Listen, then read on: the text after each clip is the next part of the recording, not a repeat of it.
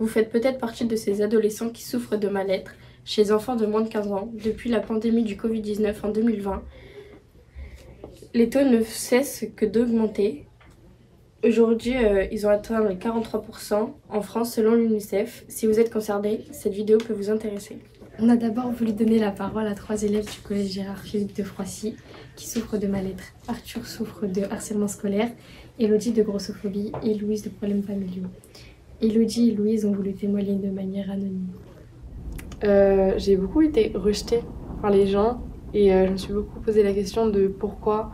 Donc en fait, justement de mes 6 ans et demi jusqu'à environ ma rentrée de 6e, je me posais cette question et en fait j'ai remarqué que c'était pas moi le problème, c'était plutôt les autres qui n'arrivaient pas à comprendre qu'à cause de certains événements, j'étais plus mature que d'autres et c'était assez compliqué.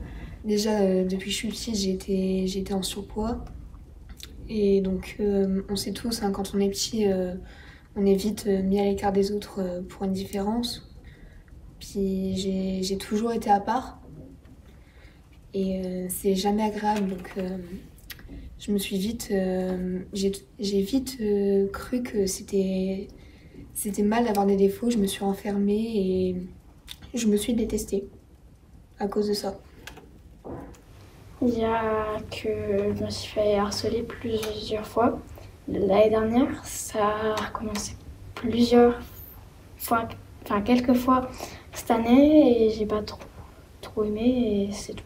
Et qu'est-ce qui t'a fait prendre conscience que tu étais en mal-être vraiment? Les facteurs qui t'ont dit que tu étais en mal-être? Je mets pas de manteau large, de vêtements larges parce que j'ai peur que ça me donne une silhouette trop large. Il y en a eu des beaucoup plus graves. Il y a eu des périodes où j'ai arrêté de manger. J'avais moins d'un repas par jour.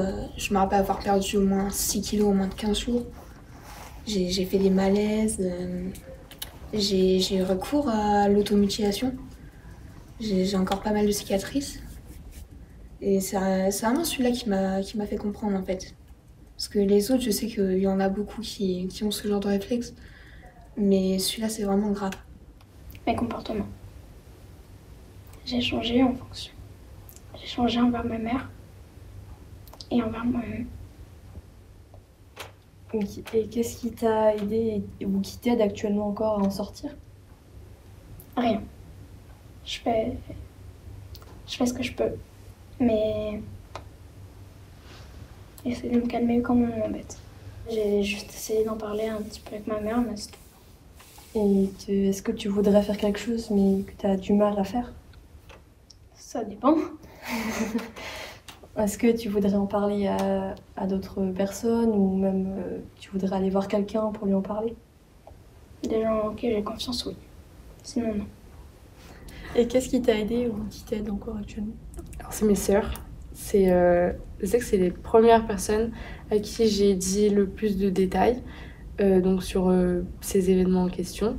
Et aujourd'hui, elles m'aident encore, même si c'est vrai que ça ne me suffit pas, parce que l'aide de mes parents, ça serait aussi bénéfique. Ou même voir un psy, c'est bien, mais certains parents, ils veulent pas, donc c'est dommage.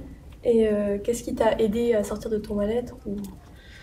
En parler, de prendre conscience que les défauts que je croyais avoir, c'en est pas forcément. C'est juste une différence et faut les accepter, faut vivre avec. Et après, c'est compliqué de réellement en sortir. Parce que le mal, c'est vraiment se détester.